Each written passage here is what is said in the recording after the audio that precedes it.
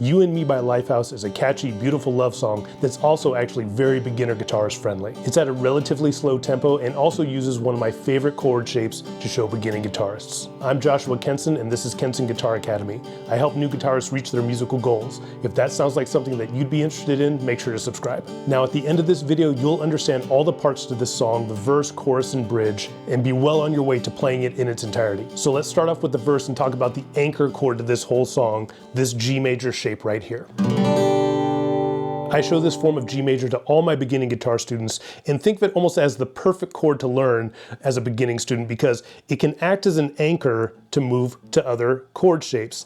And that's exactly what this song does. We have this G major that we start with, and then we kind of dance around it to these other chord shapes with our third and fourth finger just locked into position here. Now this is both a very good thing, but also a slightly difficult thing because although we are locked in this position and just can move around here, our third and fourth finger are going to get quite the workout. And by the end of it, you're going to take those fingers off and you're going to see these deep indentations on those fingers. Now, this also helps with developing calluses.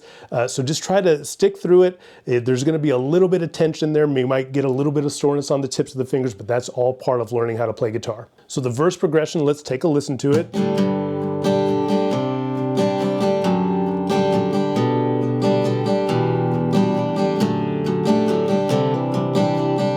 Notice how we just kind of have this droning over the top. And we're dancing around to these different root notes. Little hammer-on riff here. So the chords involved here, we have a G major, a C add 9, this kind of D over F sharp shape, a B minor shape, E minor 7, so the root on that 6th string, D over F sharp. Now the first time we did that D over F sharp, we let that open G string stay, just like that. This time through, I'm doing the full D over F sharp there with the F sharp in the bass, and I keep that first finger on the 2nd fret in place as well.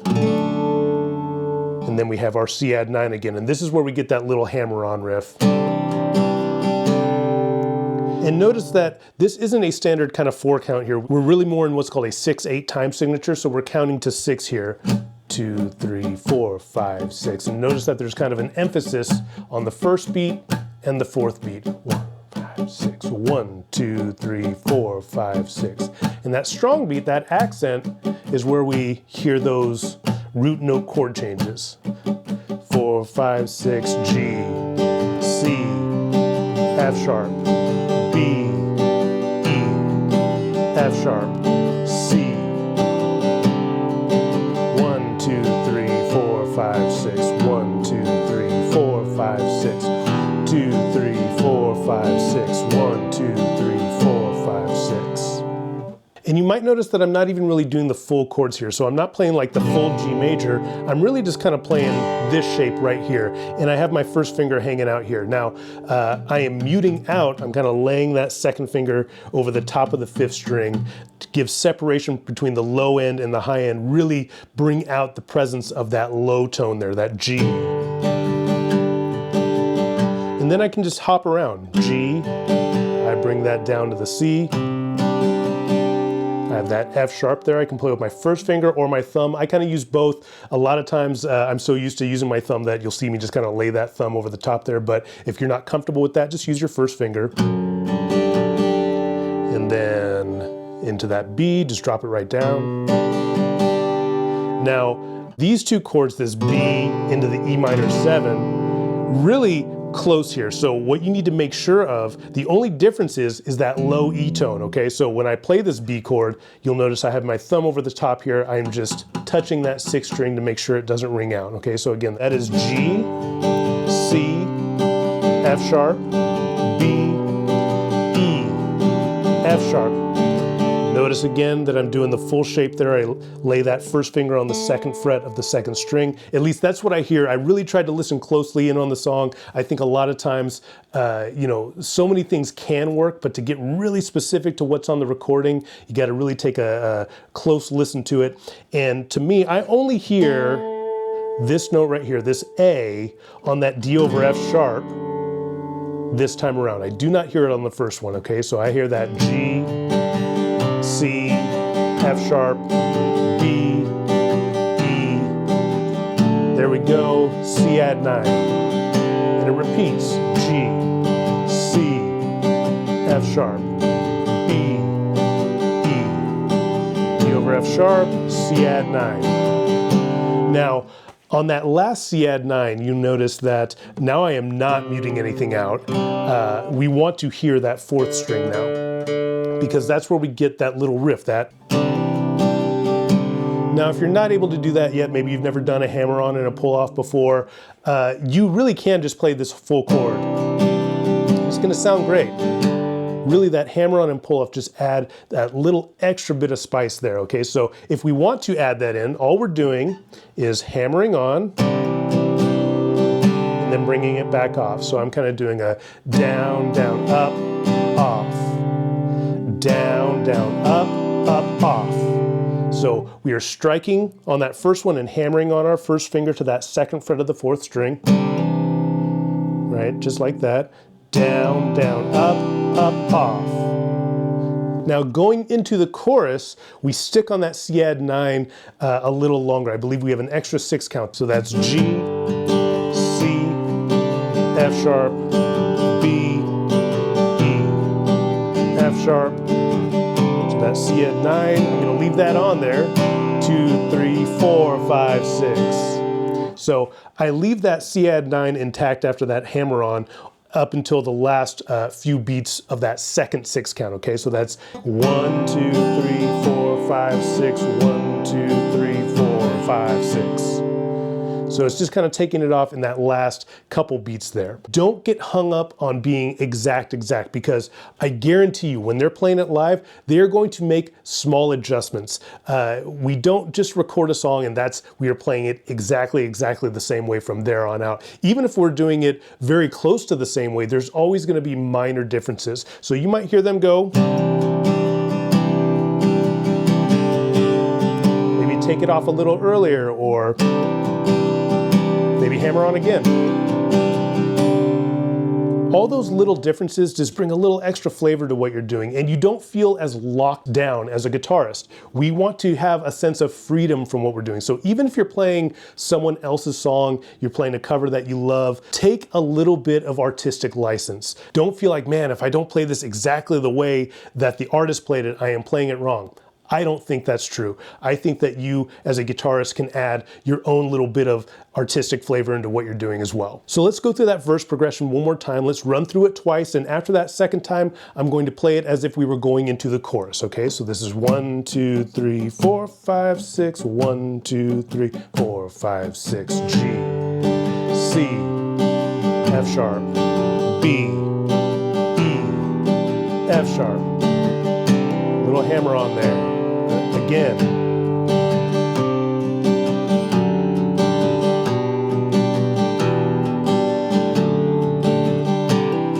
Holding on to it.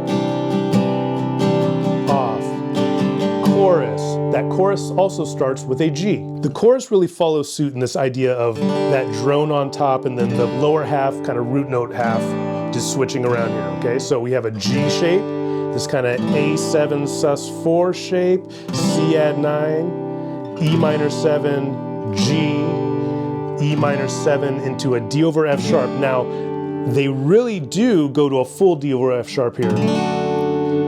And I can't tell from listening to it if I'm just hearing the bass guitar hit this F sharp or if it's just going to a D major shape like this. So it could be the bass is striking that F sharp and we are just going.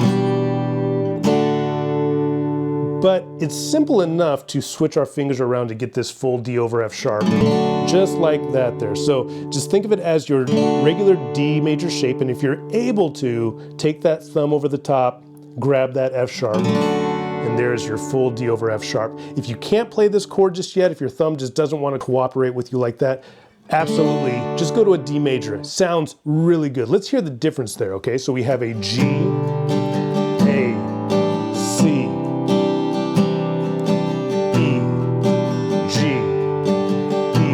over F sharp again. Let's just go to a regular D this time. So we have the E minor 7, G, E minor, Sounds great. I know we want to play this song as accurately as possible, but as you're learning this, don't let something as small as, oh, I couldn't reach over to get that F sharp, stop you from learning this song. There are so many ways to do the same thing, even if there are minor differences there, or if technically it's not exactly what they're playing, don't let that stop you from learning the song. And as you improve, you can decide whether you want to add in those smaller nuances or not. So through that chorus, we have 1, 2, 3, 4, 5, 6, G, A, C, E minor, G, E minor, D over F sharp, G, A, C, E minor, G, E minor, D over F sharp. And they do this same thing with the hammer on. Back into the verse. One last thing to note about the chorus. The last chord of the chorus changes depending on what we are going into. When we go into that verse, the last chord is C add 9. Okay? Now, going into the bridge, we are actually going to end on a G major. So let's hear what that sounds like. So we have G, A, C,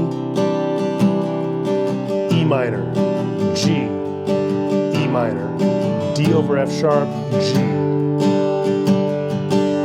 And that's going to lead us directly into the bridge. The first chord of the bridge is a B minor. And the bridge really veers away actually from this idea of having those two fingers locked in place and our other fingers just kind of allowing those root notes to dance around that top half there, okay? So it starts with a B minor into a regular old C major, G major, back to this shape, D major, regular shape, E minor 7. So we have this nice melody over the top here. G, D, E minor 7. Da, da, da. A minor, D major, and this has another one of those hammer-on little riffs in there. So A minor, D major, B minor again, and then my favorite chord change out of this whole song, we just take this B minor shape and move it up to a C minor. So it's really an easy change, but it's somewhat unexpected, and I think it's a really beautiful chord change. So again, that bridge, 1, 2, 3, 4, 5, 6, B minor, C major, G, E minor 7, A minor, hammer on with the D major, B minor, into a C minor, 2, 3, 4, 5, 6, again, 2, 3, 4, into the chorus. And one last thing to note about the bridge, we absolutely can stick with our strumming pattern here.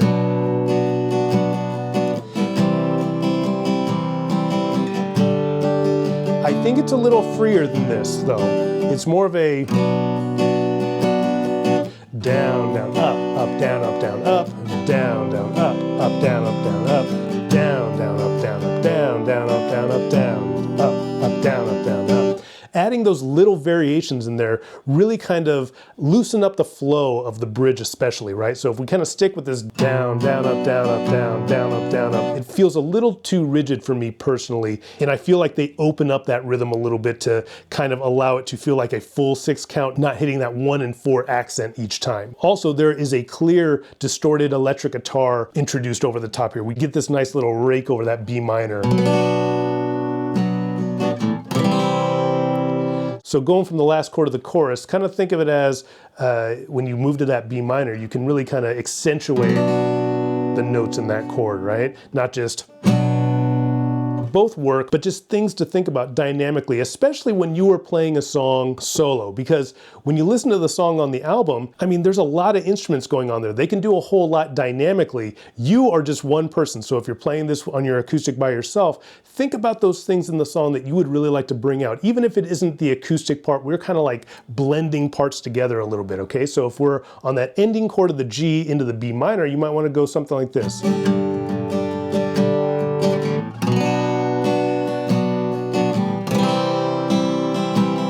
Instead of like both work, but the other one is a nod to another part in the song, another layer in the song, and you can bring that out in what you're doing. When you're doing a acoustic rendition of a song, you can kind of blend parts together to make it feel a little bit more complete. So that bridge one more time, 1, 2, 3, 4, 5, 6, B minor, C, G, D, E minor, A minor, D major, B minor, into a C minor. Go light on it. Into a light chorus. Now, let's talk about the dynamics of the song and the actual song structure. So we have this intro, which is really just the verse progression. Then the band comes in a little bit when he starts to sing. Then the whole band comes in on that official verse. So we have intro, verse into our first chorus.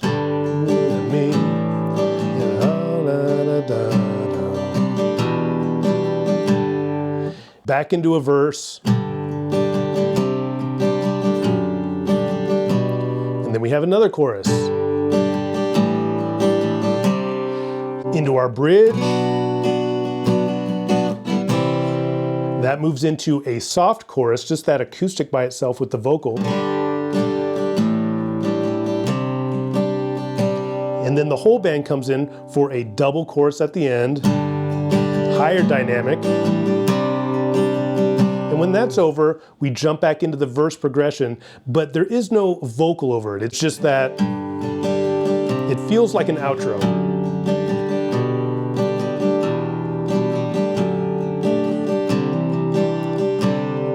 And then he sings that opening line again at the beginning.